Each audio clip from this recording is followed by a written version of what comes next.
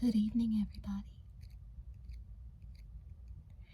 If someone were to ask me what was a sapphic film that you loved watching over and over during your coming of age years as a teenager in the 90s, this would definitely be one of the films I mentioned. I loved this film as a teenager. Back then in the 90s, I distinctly remember they used to show it a lot on VH1. And of course, there were some deleted scenes and some blurred parts, but nonetheless, I just loved it. And then years on down the road as an adult, I bought it on DVD, got to see the full uncut version. And it's just one of those movies that I just always gravitated to for a number of reasons. At the time, I adored her makeup style and her nails and her hair. It was just so inspiring for me to get back on my makeup game at the time.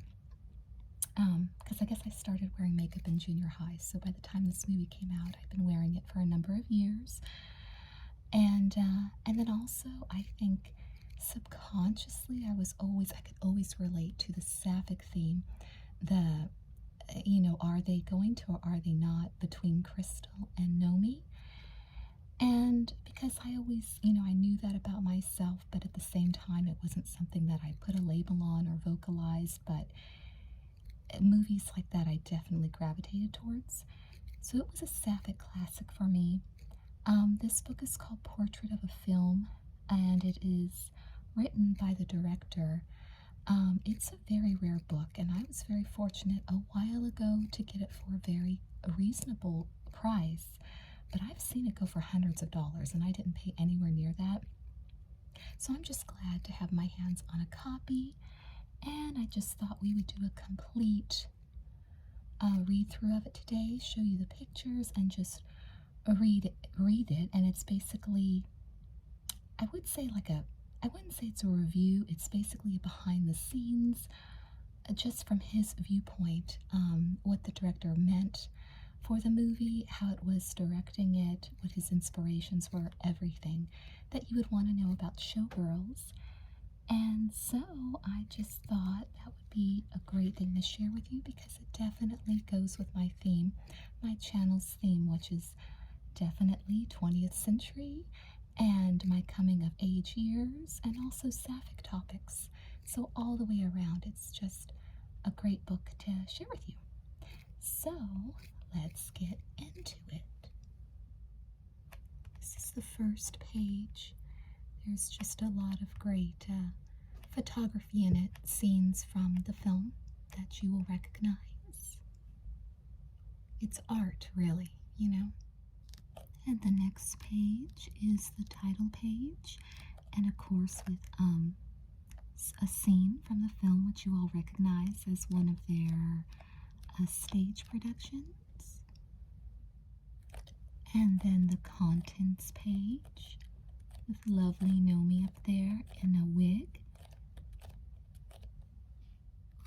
And now we get into the crux of the book. It says Sex, Cinema, and Showgirls, and it has a picture of the director with Elizabeth Berkley behind the scenes. I would probably butcher his last name, so Paul Verhoeven. I probably won't say it that often because I'm probably saying it incorrectly. But let's see what he has to say. Is it all just tits and ass? Looking at the photographs in this book and seeing my film Showgirls, some people might say so. Even if this perception were true, that's fine with me. Why shouldn't we enjoy the beauty of the human body?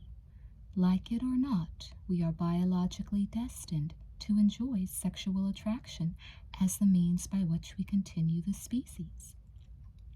However, the experience of making Showgirls and the aesthetic, emotional, and thematic elements expressed in these photographs mean considerably more to me.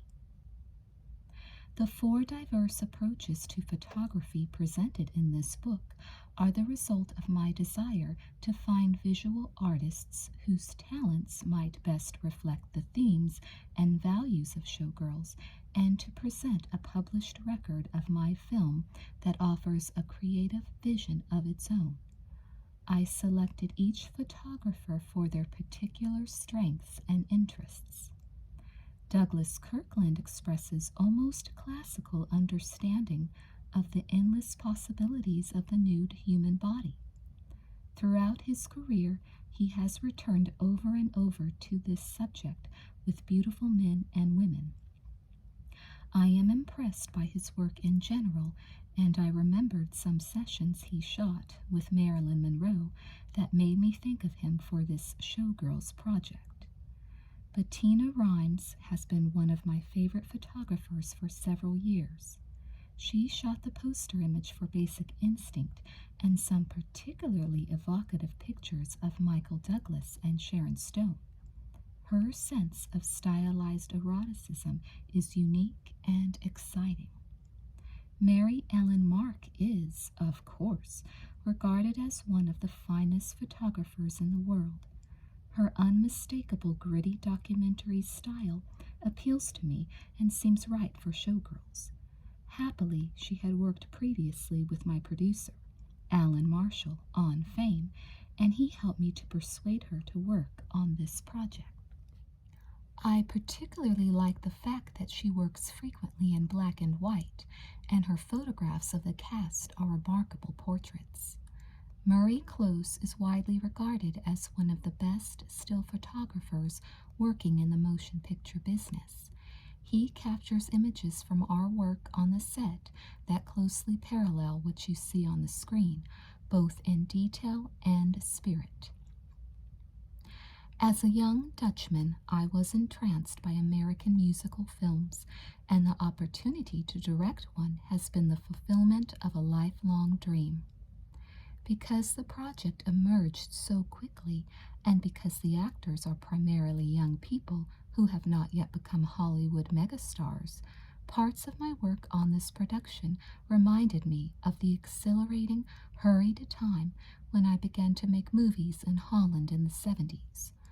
Also, because this movie takes place in the unique American atmosphere of Las Vegas, it gave me the opportunity to deal with the American obsessions with sex, violence, power, and success, themes that clearly pervade all my European work. The genesis of Showgirls was a lunch at the Ivy, a Beverly Hills restaurant with Joe Esterhazy, to see if there was anything left of our friendship after the explosive disagreement we had over the script for Basic Instinct. For those who mercifully have forgotten, some gay and lesbian groups protested the way in which homosexual characters were portrayed in Joe's script. He agreed to make changes. I refused. Our mutual friend Ben Myron was along as a peacekeeper. Joe was gracious enough to admit that I had been correct to ignore the pressure groups and to make the film the way he wrote it. We had a few drinks, a few laughs, rediscovered our friendship, and began to discuss the possibility of doing another project together. During an hour or so, the three of us talked about dozens of movie ideas. Ben had the original concept, but Joe was the one who proposed, what about a musical about Las Vegas? I was hooked immediately. Joe claims that my eyes began to glisten. I was remembering all those big MGM musicals that I had watched over and over as a kid. I loved what Robert Wise and Jerome Robbins had done with West Side Story. I really like ballet, and when I was about 15 or 16, I thought about becoming a dancer. Nothing ever came of it, except I filled sketchbooks with drawings of ballets and ideas for choreography. I always wanted to make a movie with a lot of music and dancing, and I liked the idea that this was not going to be a highbrow musical. Right from the beginning, Joe and I saw this as a story about Las Vegas showgirls. For most of my career, I have been interested in subcultures that are not at the top of the ladder. One of my favorite creations is Spedders, a movie about a group of blue-collar kids with no education, no money, no power, nothing but dreams about motorcycle racing. As it turns out, Showgirls has a lot in common with that earlier movie of mine. It isn't just people at the top who are filled with ambitions. Both Nomi and those blue-collar kids in sweaters reach for goals in the same way. Although Nomi comes from a similar hard-scrabble background, she discovers that there are some things she just won't do. Shortly thereafter, Joe and Ben, who became co-producer, and I went to Las Vegas for some preliminary research. Of course, in the new family-oriented Vegas, there are still a few shows that feature the real, old-fashioned showgirls with their feathered costumes, such as Ballet's Jubilee. A couple of others, however, such as Splash and Into the Night, feature topless nudity and sexy dancing, and this was much closer to what we had in mind. We talked to showgirls, dancers, choreographers, casino bosses, bouncers, entertainment directors, public relations people, and anyone else who would give us insights, but we didn't find the story we were looking for. Then we explored the world of the strip clubs, such as the Cheetah, the Crazy Horse, and the Palomino. We found more interesting stories there. The women in these clubs certainly are not showgirls or even dancers for the most part, but we liked the raucous, sleazy atmosphere, and we were surprised at how much raw sexuality there was in the private rooms where lap dancing, in which a naked woman basically bumps and grinds over and on top of a seated male customer, is the preferred entertainment. Most of the strippers don't really dance. They just move sensuously to the music, but we saw several women who really were dancers. This formed the seed for the character of Nomi in the film. In other interviews, we heard of some strippers' aspirations to jump over into one of the big Vegas shows, and some of them did. This is the next page.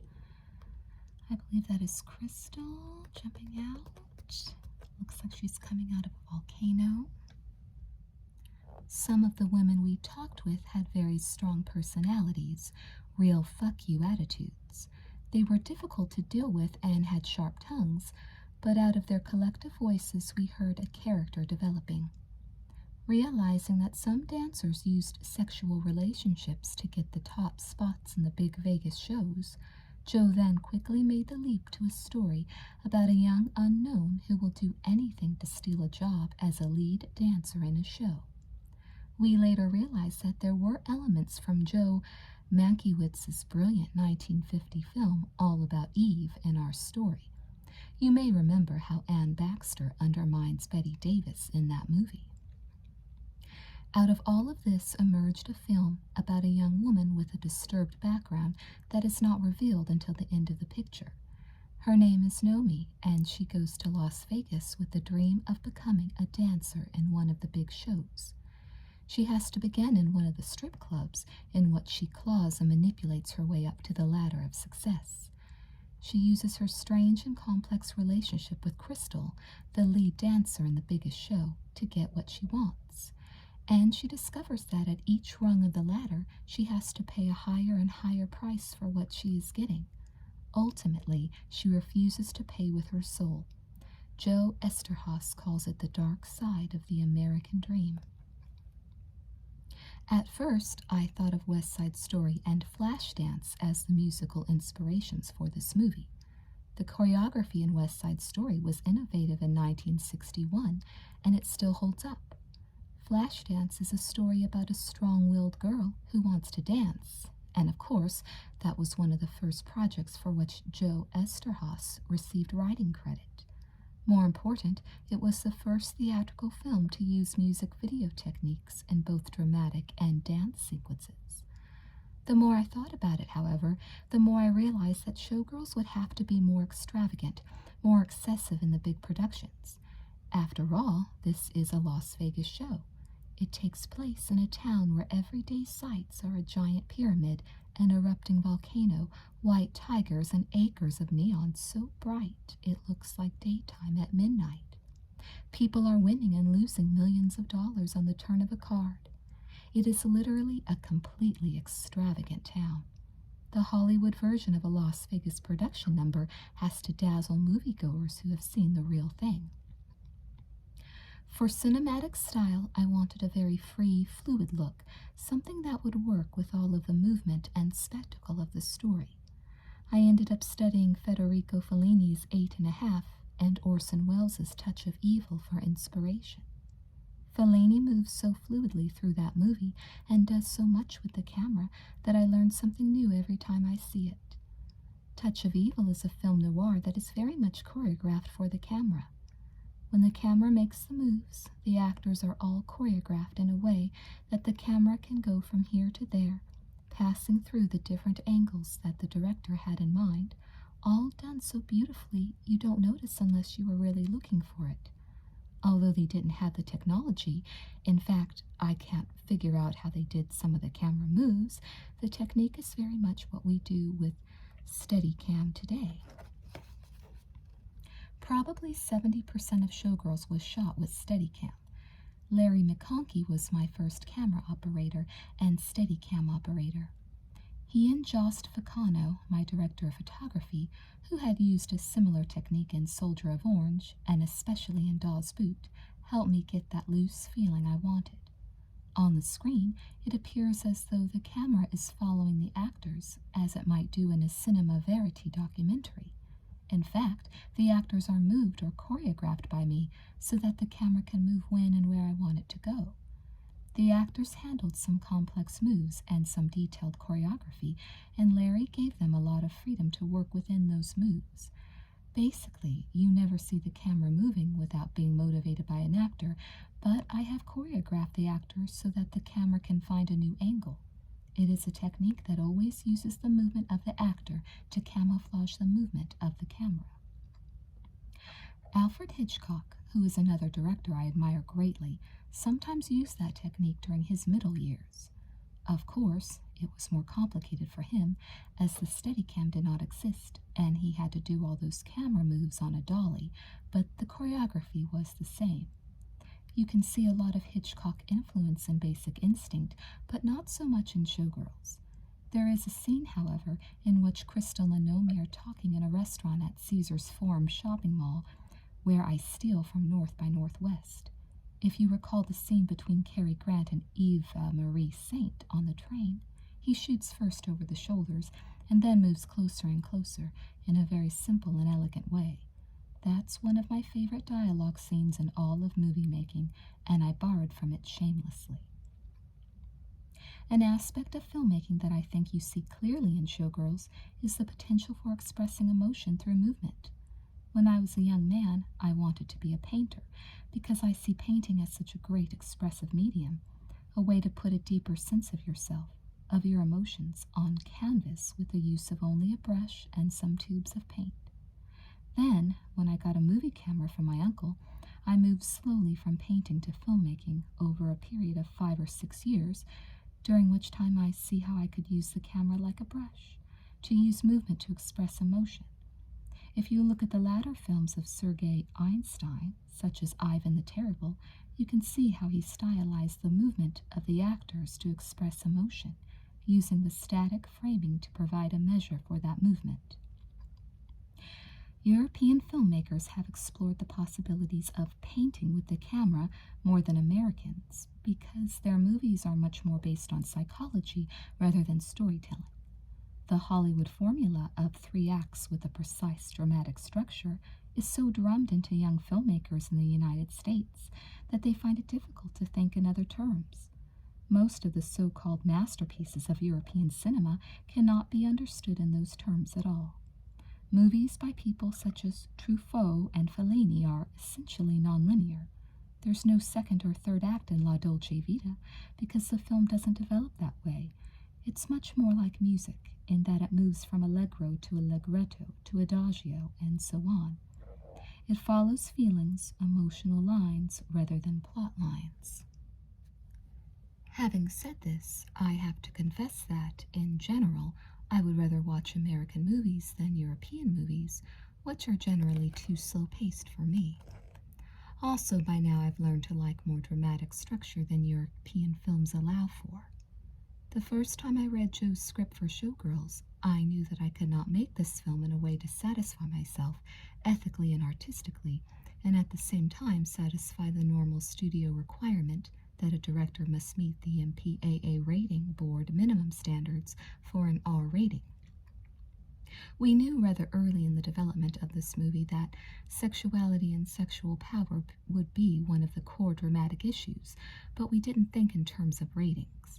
The emerging prospect of trying to direct an adult movie that deals with naked dancers within the arbitrary R structures of the rating board made me very unhappy. With Basic Instinct, I had been forced to submit and resubmit the film 9 times before receiving their R-rated blessing. All that was removed was 22 seconds of objectionable material, and another 20 seconds were changed into closer or wider shots of the same take. Every second of the original can now be seen on videotape. Joe and I agreed that we would only discuss offers from production organizations willing to accept an NC-17 rating for a film that would cost $30 to $40 million. 5 studios made offers, which I thought was quite amazing, and SHOWGIRLS Carol Co., which will distribute through MGMUA, made the best one. Ironically, with Showgirls, I got to direct an MGM musical. I have been accused of being deliberately provocative in insisting upon making an NC-17 film, and I suppose that my insistence is provocation in its way, but I think of myself as provocative in a different sense.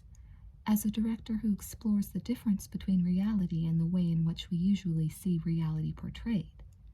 I feel that there is a huge discrepancy between what life really is and what we are supposed to see in the movies. There are many aspects of life that are not publicly acknowledged and that many people don't want to see as reality. For example, if you had tried a year ago to make a movie about the dangers of paramilitary militia groups in the United States, you would have been a revolutionary. Today, you would be a TV news producer who is too late with the story.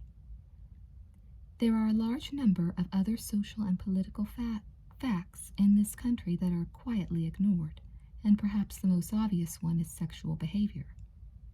Despite the fact that everybody fucks and that sexuality is simply a mammalian characteristic, American movies do not portray sex particularly realistically, if at all. There is both official censorship and economic censorship of sexual material at all levels in this country.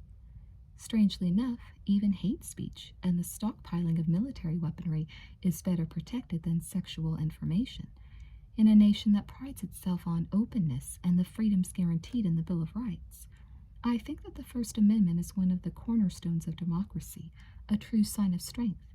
It tells us that in American society you can say or show whatever you want to say or show, even if it is irritating, disgusting, unpleasant, shocking, or offensive to everyone else. Censorship is a sign of a society's weakness. It demonstrates that the censors are afraid of ideas that are different from their own. It suggests that some people are too weak to deal with words or images with which they disagree. The First Amendment, however, supposes that the American people are strong enough to deal even with ideas and words that they abhor. The First Amendment is a statement of belief in the strength of the American citizen. The best scientific studies on the influence of sex and violence in the media are all rather clear, too. No casual relationship has been found between being a frequent Playboy reader and becoming a rapist. There is no casual relationship between someone watching RoboCop and holding up a gas station. There is often correlation, which is a different matter. Sex offenders may like to see pornography.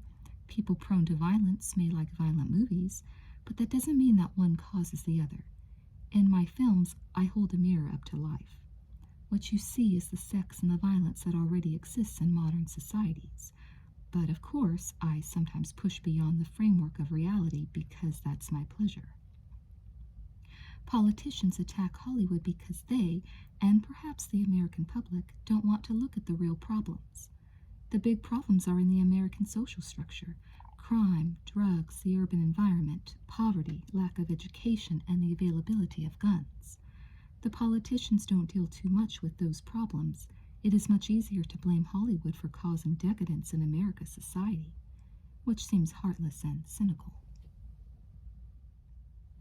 I don't think that the religious moralists or right-wing feminists are heartless or cynical, but I think that they are similarly misguided in their attacks on sex in movies. Fundamentally, they both argue that a woman showing her tits is being degraded, is being exploited, is being humiliated, and that the act of showing her tits contributes to the downfall of civilization. I don't think that's true. What that woman is doing is demonstrating our strong human instinct for procreation. Most heterosexual and bisexual men like to see tits and ass because those sights stimulate our sexual drives, our natural desire to fuck and create babies. Most women like to show off their bodies in skirts that reveal their legs or blouses that emphasize their breasts because they like to use their sexual power. They know that dressing this way will attract men who will ultimately give them babies. Of course, this is not a conscious process. That's the simple biology lesson of it all. We need to accept that we are just mammals who are running around doing one thing rather effectively, which is to procreate. Sexuality and the uses of sexual power are central to Showgirls. However, all of the sex scenes in this film have a purpose in addition to simply stimulating sexual enjoyment. For example, one of the key scenes takes place early in the movie when Crystal visits the Cheetah Strip Club and insists upon buying Nomi to perform a lap dance for Crystal's boyfriend, Zach. Nomi refuses until the club manager hears Crystal offer $500. He forces Nomi to go with them. Essentially, what we see next is Nomi fucking a fully clothed Zach without really fucking him while Crystal watches. The levels of meaning within this scene and the interplay among the three primary characters here is rather complex. Ostensibly, Crystal is humiliating Nomi and demonstrating her power over Nomi by renting her against her will, literally imposing a form of slavery on her. However, Nomi had created an opportunity to meet Crystal earlier by manipulation and was aware of Crystal's interest in her. Nomi also knows that Zach, the entertainment director of a hotel, watched her pole dance. When she begins the lap dance over Zach, Nomi reverses the power game. She uses her body to exert her power over Crystal's boyfriend, who is, not coincidentally, Nomi's potential employer. Although Crystal bought the lap dance for Zach, it is obvious that he is really just a substitute for Crystal herself. Crystal is seduced and riveted by Nomi's sexuality. You could argue that Crystal is trying to seduce Nomi in a very complex way, and that the danger of losing her lover to this young woman is part of the excitement for her. You might also say that Nomi is deliberately playing the victim game to draw Crystal into her trap. Although it seems as though she is being exploited, she is well aware that $500 is a lot of money for a lap dance, and that her relationship with Al, the club manager, would have allowed her to refuse the dance. But the resistance that she displays makes the encounter even more exciting for both Zach and Crystal, and, in the end, she might be the seductress and controller of both of them. For more details of my thinking about this scene, see the excerpt from my shooting script with storyboard drawings at the back of this book. When Crystal sends someone over to the club the next day to offer Nomi an audition for the chorus of Goddess, is she successfully continuing her seduction and bringing her closer? Who's leading whom? Who's really in charge here? There's a lot of ambiguity in the lap dance scene, the same sort of ambiguity that exists in the script for Basic Instinct. Some people are still not sure who the murderer is. Contrary to what you read in movie magazines, the shooting of erotic scenes is rarely erotic on the set. It's acting, it's not real sex. In my films, the actors have seen detailed storyboards of the sex scene and are often receiving precise instructions from me while they are doing it. I have heard that some directors simply tell the actors to go for it, baby, and then mush the scene together with a series of dissolves. Those sex scenes simply suggest two people copulating. But I prefer to use sex scenes for something else. The sex scene between Michael Douglas and Sharon Stone in Basic Instinct is a good example. I storyboarded precisely every move and every angle in the scene and gave the boards to Sharon and Michael weeks ahead of time. It was a fairly long and complicated sex scene. Sharon would ask me what the camera was picking up, and I would explain to her what I wanted the camera to capture and why. On the day of the shooting, there was no discussion necessary. Michael and Sharon knew what I wanted them to do. They took off their clothes and did it. I directed them very exactly with no euphemisms. Now you go down to her mouth, turn to the side, kiss her, and move slowly down to her nipple so we can see your face. Now lick her nipple, and so forth. I try to be very neutral in the tone of my instructions because actors are often insecure about these scenes. I know that when all those moves and angles that I storyboarded for Sharon and Michael were edited together, people thought that was a hot scene, and it probably is. But I like that scene not because it is about sex, but because it is a thriller scene expressed through sex. It is a scene in which the audience knows that this woman could be the same woman they saw committing the murder with the ice pick at the beginning of the movie. There are shots repeated from the first scene, and the music is the same as the first scene, so that the audience is constantly being reminded that Michael may be in danger. We see the same shots of the mirror on the ceiling, the brass bed, the tying up, the position, and the woman getting on top of him. And the audience is thinking, there's a blonde woman, he gets an orgasm, and she will kill him. So I take them through the same psychological trajectory and maintain the tension while they look for clues. Otherwise, what would be the point of simply showing 3 minutes of fucking? In a later scene in Showgirls, after Nomi has learned that Zach will be holding auditions for Crystal's understudy in Goddess, she goes home with him and fucks him in his swimming pool. I shot it with a kind of romantic feeling, but again, I'm using the knowledge that the audience has about her ulterior motive. I don't do it as straight fucking. I have her fuck him the way she did in the lap dance, so that this scene echoes the earlier one, and the audience can see that Nomi is doing essentially the same thing in a different way.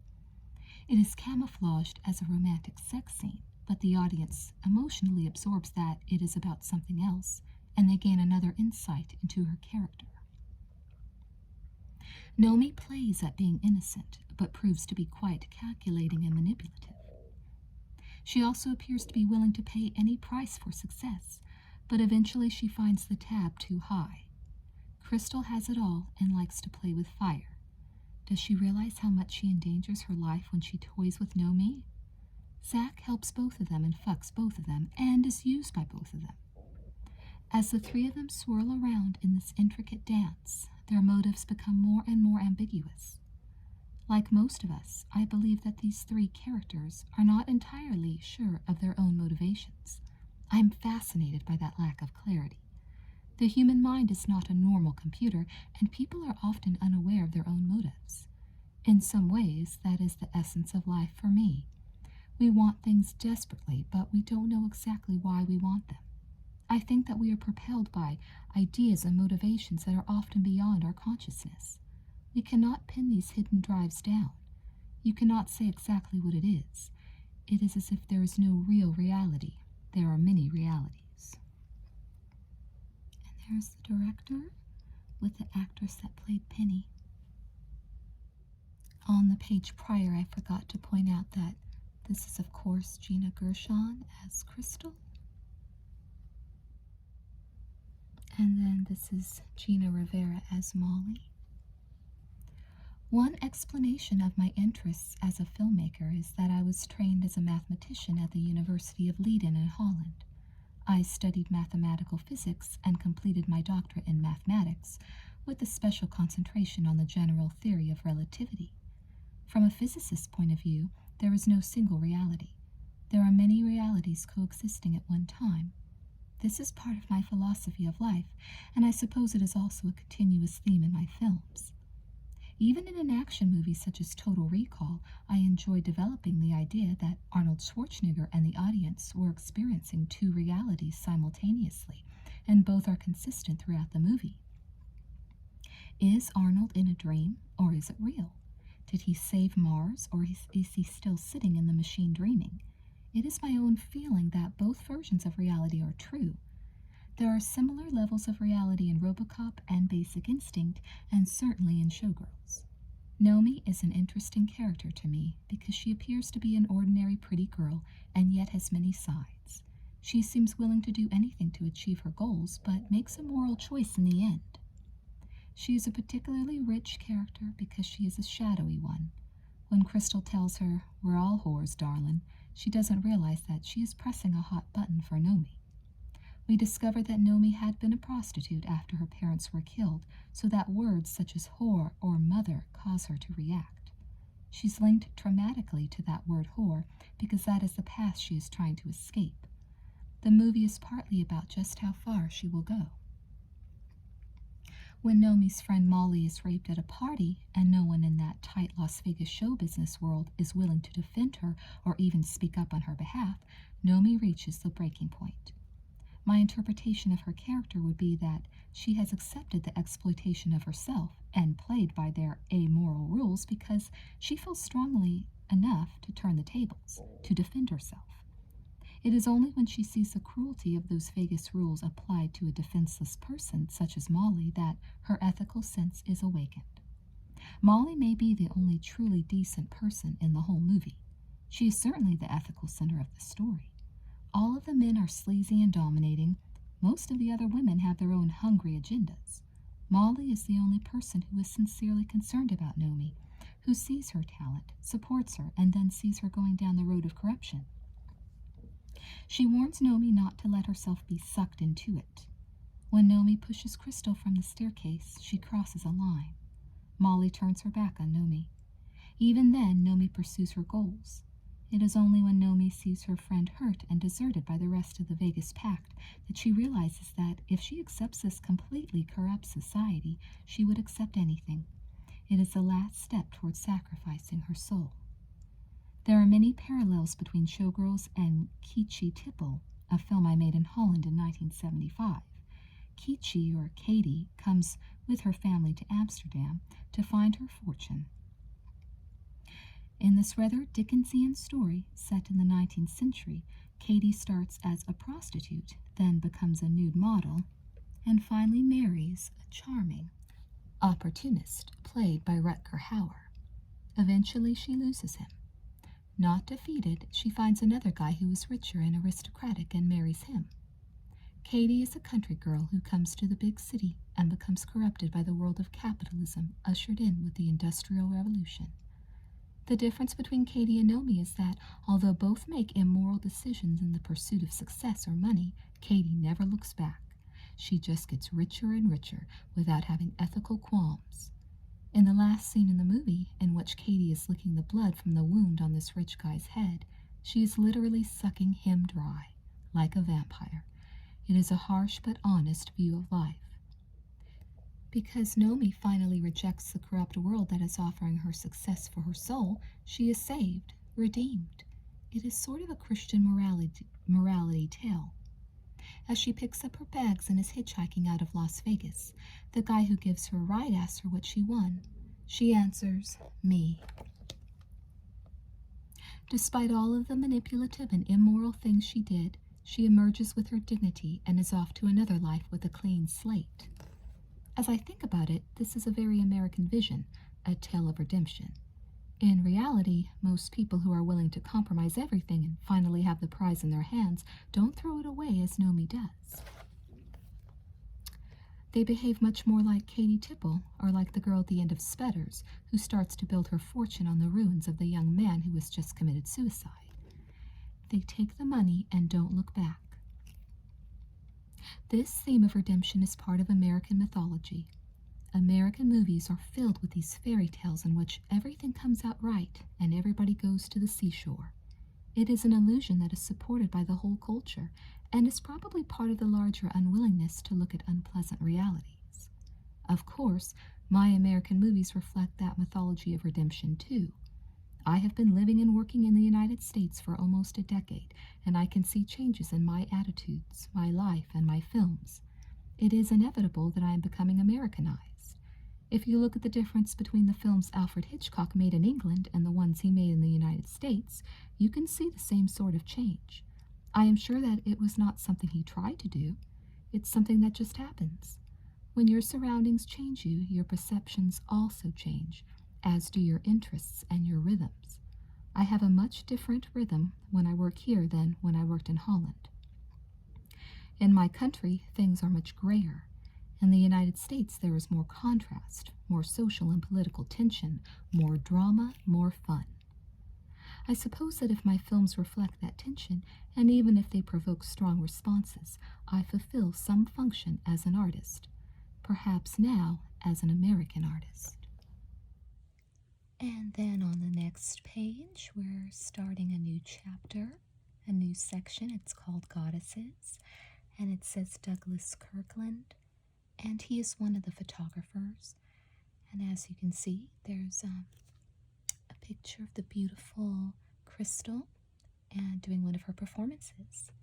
So let's see what it says.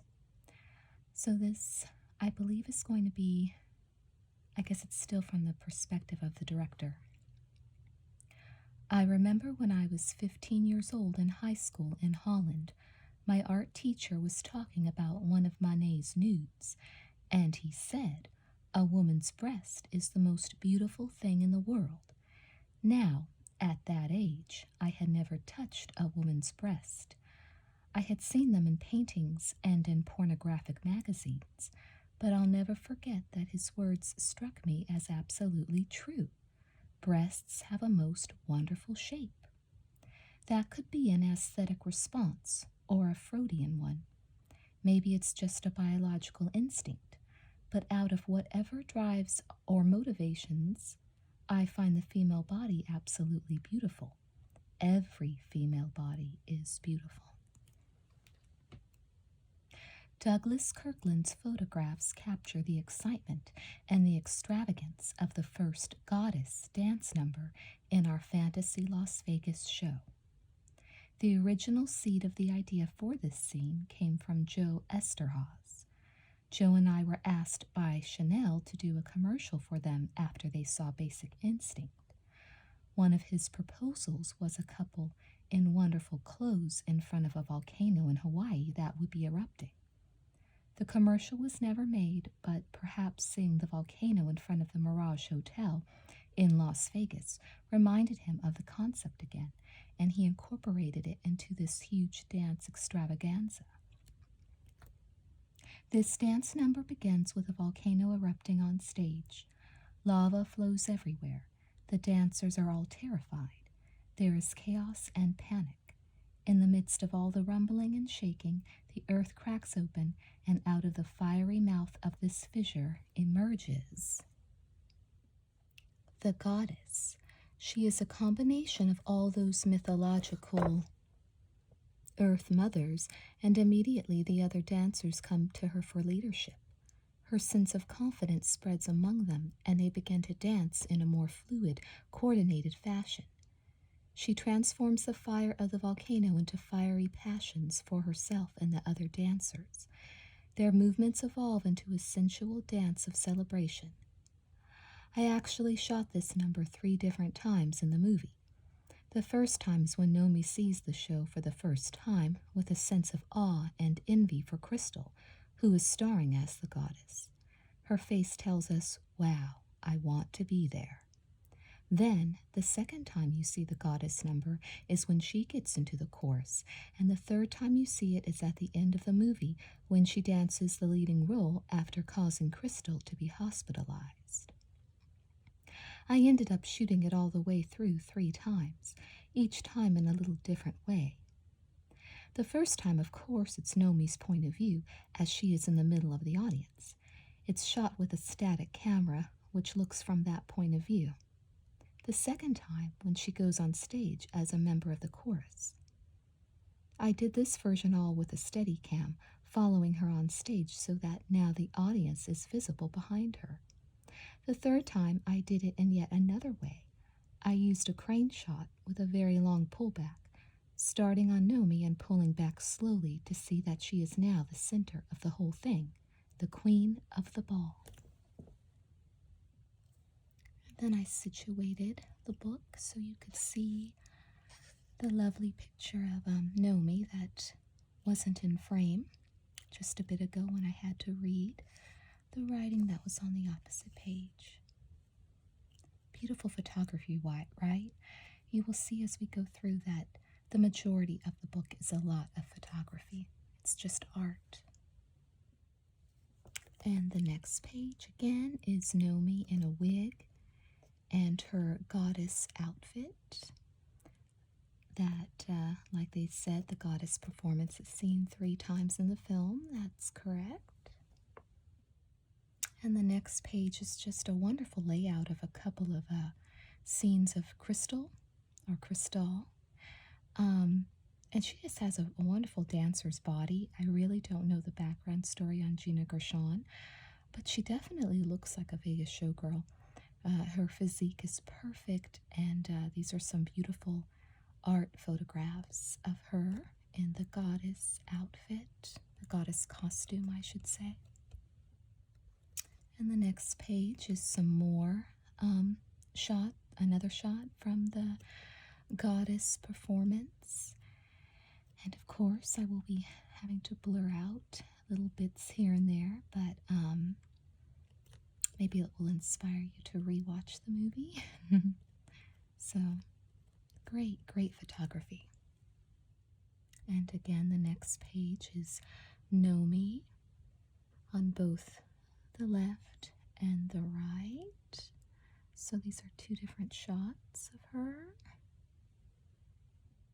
I moved this picture to get it more in frame so you could see Nomi's face. It was kind of cut off a little bit ago.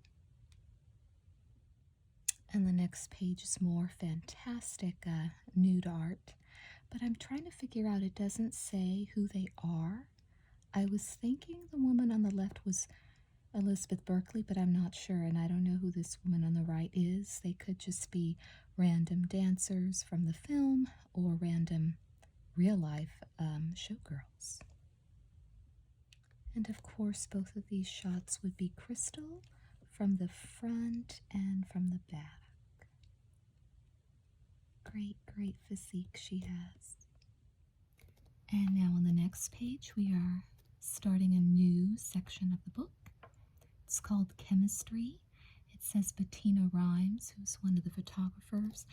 And here, this section includes some of my favorite photo shoots from the film, including this beautiful, gorgeous picture of Gina Gershon and Elizabeth Berkley. So let's get into it. It says, Bettina plays with an interesting sort of eroticism in these photographs. These pictures are her interpretations of the sexual atmosphere in certain Las Vegas hotel rooms. The atmosphere is a bit sleazy, a bit decadent, and in the meantime, she makes the girls extremely beautiful and soft. But she's clearly playing here with the concepts of the movie, trying in her way to say, don't forget, this is not happening in some farmhouse in Kansas, is it? This is her vision of Vegas. In some of these pictures, Bettina seems to make Nomi into some sort of Lolita. She is toying with Elizabeth's relationship to the character.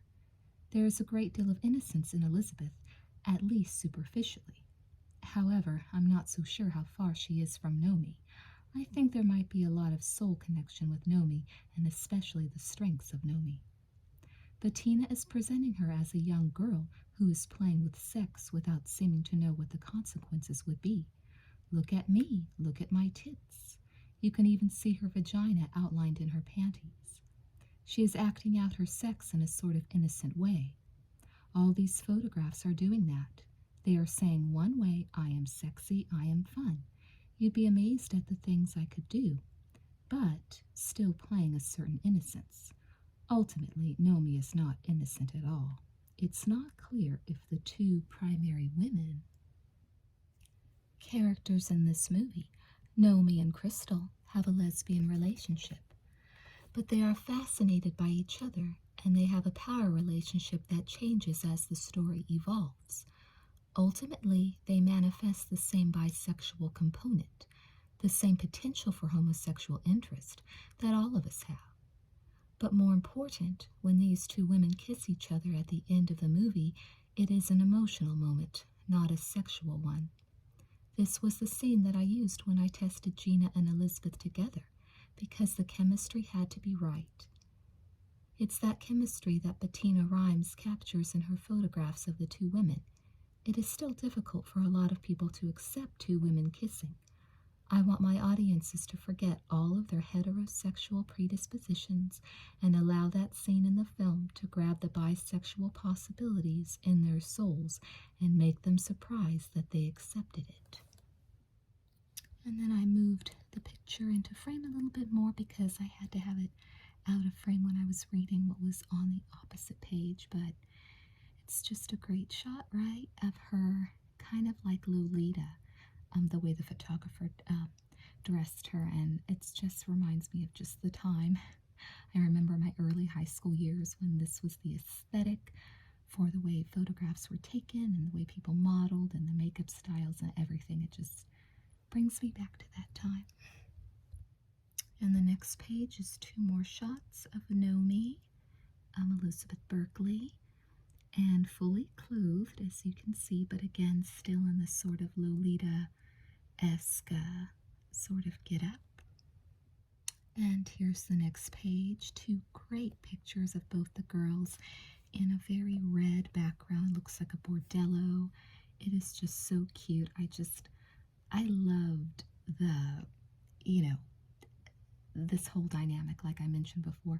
He was trying to act like, well, they may have been, into each other. I don't know about Nomi. I do think she would just do anything to ride the ladder up into success, but I definitely think Gina Gershon was into her.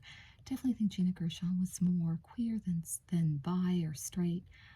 I think she was with that guy who was her boss more for what he could do for her than her real sexuality. I think she was definitely more queer leaning. And two more incredible shots. I think these are my two favorite pictures in the book. I just love the energy. Like, this is my brand of sapphic, you guys. Glamour, beauty, beautiful girls, her shoe on her, and this beautiful picture of them up close. I just love it. Definitely my favorite pictures in the whole book. The purple background looks great as well as the red. It's just fantastic. And now we are on the next section of the book. It's called Strippers. This is Mary Ellen Marks. She was another one of the photographers. Mary Ellen Marks' photographic portraits express a stark, surrealistic approach to life. She takes people out of their natural environment and puts them in a different setting. Although the sets of the strip club have a gritty reality, these portraits of the actors were photographed outside the set. The moment you take them out of the set and put them against a blank wall, you achieve the sort of effect Salvador Dali did when he placed everyday objects in the desert. In fact, by her use of the plain backdrop, she's emphasizing that it is a photo studio. So she takes these people who appear natural in the strip club and she puts them somewhere else, and you suddenly see how unreal they are. Her photographs achieve a rather alienating effect. When seen in the context of my movie, she seems to be suggesting the absurdity of the costumes and makeup. I suppose that there really is an element of the absurd in these strip shows. I think Mary Ellen wants to show how exuberant or over-the-top these minimalistic costumes are. They only make sense in a place where the women are surrounded by 200 or 300 men who are paying $10 each to get a glimpse of it. In a strange way, Mary Ellen's work even emphasizes a certain ugliness of the human body, because the cold black and white photography shows you every vein, every skin blemish, every irregularity of their bodies. And there seems to be a real stripper there.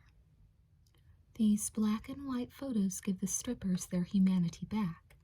When you see these women in the Cheetah Club dancing and stripping, with all the different colored lights playing softly on them and the music supporting their movement, they are glamorized, eroticized.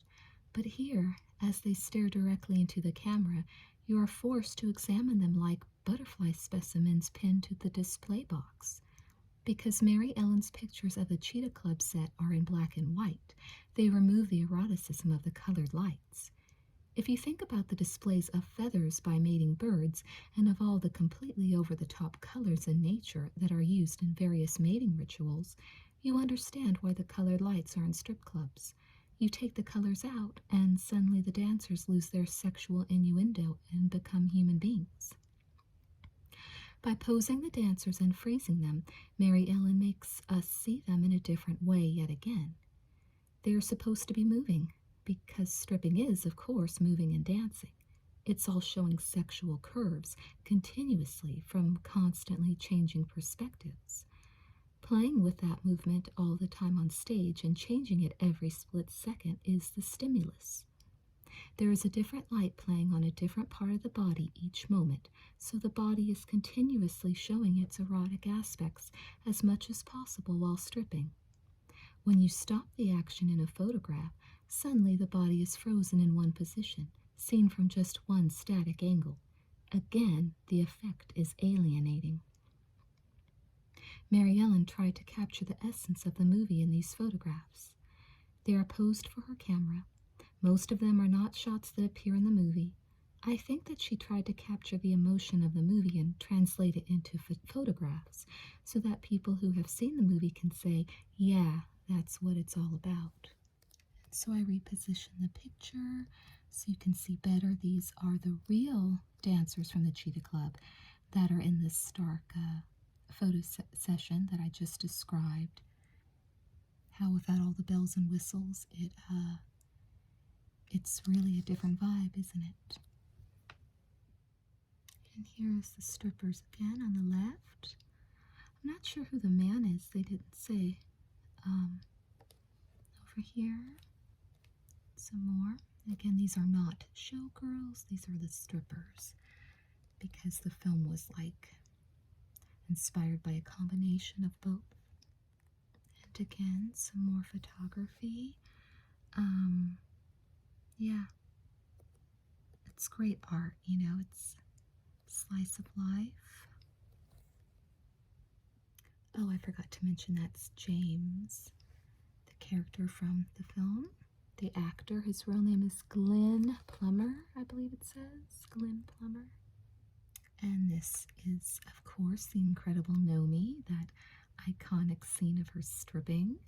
That if you watched on VH1 like I did back in the day, back in the 90s, it was a lot of things were blurred, but it's fine. I almost feel like it didn't take away from the movie. I still appreciated it that way. And here you see Kyle MacLachlan as Zach, and again he is with the real strippers instead of the actresses. So more art, more photography. And some more fantastic shots of Crystal and Nomi. This picture's really cute of them together. Fully clothed, by the way. And there they are again, the incredible Nomi and Crystal. I love that scene, love that dominatrix outfit. And so we're on another section. It's called Avenging Angels, and it says Murray Close. I believe he was another photographer. So let's get into it. As you can see in these dramatic photographs by Murray Close, the second big production number of this Las Vegas show is a sadomasochistic fantasy we called The Avenging Angel. Joe basically had the idea of the goddess coming out of the volcano, but the concept of this S&M dance came from our choreographer, Marguerite Palmer-Derricks. As it opens, the goddess has been captured by a male-dominated motorcycle gang and has been brought to some sort of warehouse where she is blindfolded and hung from the ceiling in chains. The essence of the number is that the males, even associating with her with other females, want to dominate her, to gang rape her. They rip her clothes off, but she fights them, and the men disappear, and she becomes the center of an all-female group of Amazons who struggle with her for power. That was the original story. In fact, the original dance scenario went further and had Crystal as the avenging angel killing everybody with flamethrowers, but I cut that out. Because of the storyline of the film, I had to concentrate on the second part of this dance number, duet of Nomi and Crystal. There are nearly no males left on stage. They're all in the background. I focus on the two women, Crystal and Nomi, fighting in the midst of this Amazon group. The subtext is that in the career power struggle between them, Crystal has thwarted Nomi's attempt to get the assignment as understudy for the goddess role. And at this point, In the movie, Naomi has just heard that she's been fucked over by Crystal. She goes on stage with very angry thoughts. Crystal is enjoying a moment of triumph, expressing this in the choreography. She's in charge, she sets the rules, she humiliates Naomi. I had just read the book about Marilyn Monroe called Goddess, and so when we were talking about what this Las Vegas show would be, I said let's call the whole show Goddess. In the opening number, the goddess is born. She comes out of the earth and she appeases the confusion and panic on earth, and everything becomes harmonious. In the second dance production, the S&M number, she's exploited for her body. In the first number, she's naked, but there's no exploitation. Everybody follows her. They just do whatever she does. She's commanding, she is dominating. In the second number, there's this attempt to use the female body for exploitation. And then in the third production number, she leaves the earth again, glorified. Here we jump forward in time to the end of the goddess's existence on earth. Basically, I paralleled Christian mythology, in which the Messiah leaves or ascends. Only this is a nearly naked female Messiah. When I told Dave Stewart the idea for this last number, he decided that if I was going to take us all to church, what we needed for music was some over-the-top gospel. As she rises up from among her followers who are dancing beneath her, she even strikes a sort of crucifixion pose. Murray Close has captured the emotion and energy of this finale perfectly in his photographs. This dance sequence was called Bliss, and it is the spectacular climax to Goddess, a Vegas extravaganza. And then I moved the book to get this picture in frame. It's James with Naomi on top of him when she does the dance for him at his place. And he's trying to seduce her, but she doesn't give in. She doesn't sleep with him. And some more incredible photos of the beautiful Naomi Malone stripping at the Cheetah Club. And another picture of Crystal in her goddess gear up on stage, which we've seen quite a bit of so far in this book. And then the next page is Crystal over here with a dancer, and then the incredible, I'll move it over here, the incredible Naomi in the shadows, looking gorgeous. I loved that makeup look on Naomi. It was fabulous. It complemented her golden hair. And some more of the dominatrix shots. There's Crystal with the biker gang all surrounding her before she, what am I trying to say? Before she, well, overcomes, right? And some more of the dominatrix sort of S&M scene. They have Crystal up there. They're holding her up there, all the male dancers. And then the next page is fantastic. You have Crystal and Naomi, just like total badasses, right? And they're great gear and facing each other, and such a great metaphor for these two feisty ladies who secretly want each other, at least maybe a bit more one-sided. Crystal wants Naomi, and Naomi will do whatever she has to climb the ladder of success. But great shot.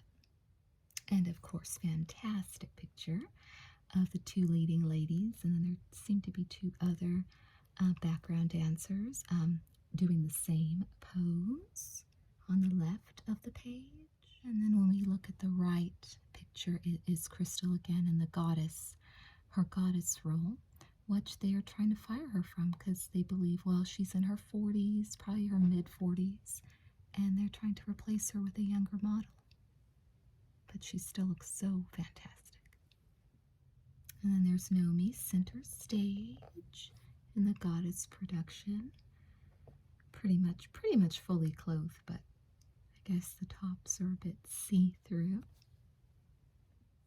And there's Crystal in the center, but it looks like this photograph is focusing on the incredible stage,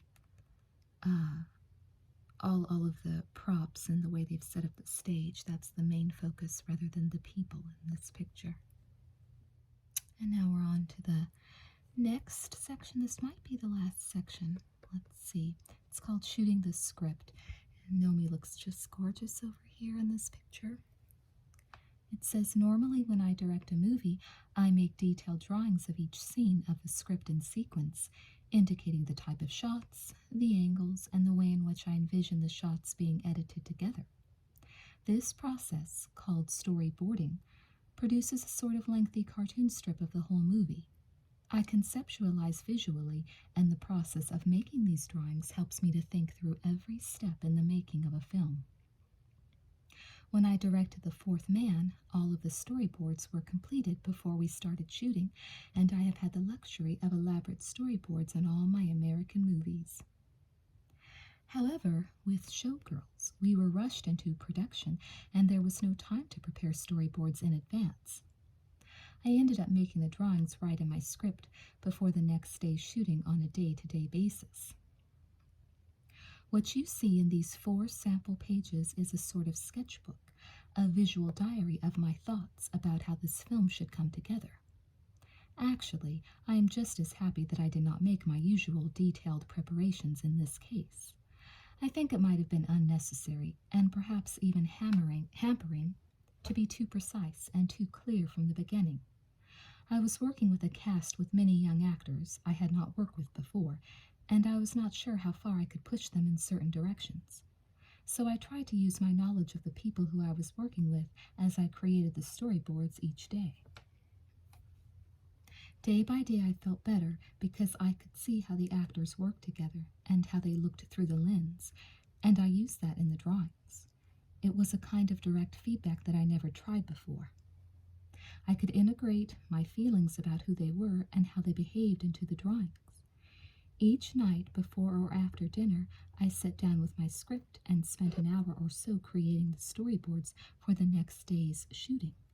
I truly came to enjoy the spontaneity that it allowed me to have.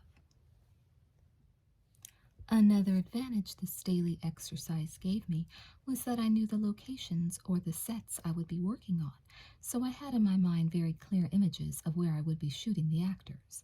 I knew what was possible and not possible.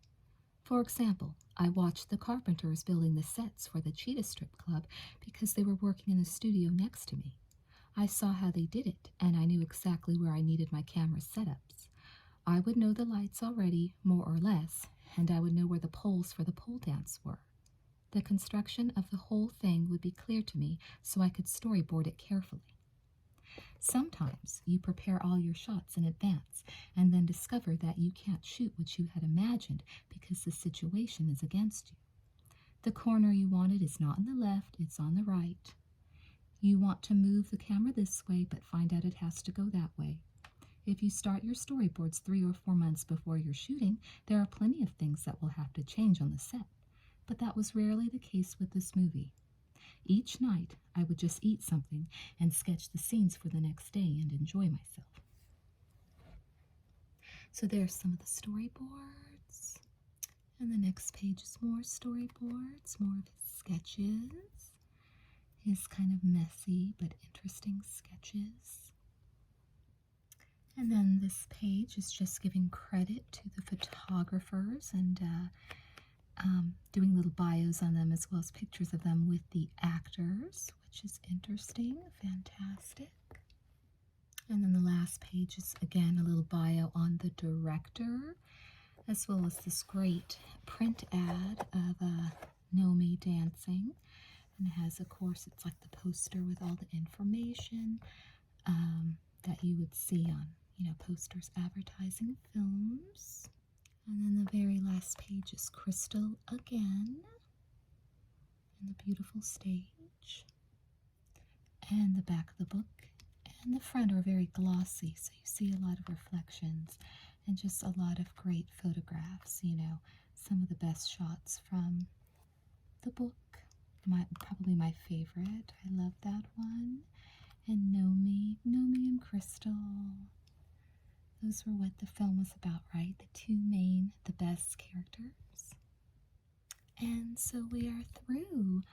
I hope you got your sapphic fix for the night. This is just a great film. It was one of my, I guess what they call now comfort movies, one that I saw so many times whenever it was on. And I still will watch. I just haven't seen it like come on cable in forever, and I don't even know if VH1 still exists. It's been some decades since I've watched that channel, but I just had to share this with you. It's extremely rare, and I mean, I think it goes for a lot. I mean, hundreds and hundreds of dollars, and I paid probably maybe $30 back in the day. So I'm so glad to have gotten a great, affordable copy of it, and I just wanted to share it with you tonight. So thank you so much for watching. Thank you so much for joining me, and good night.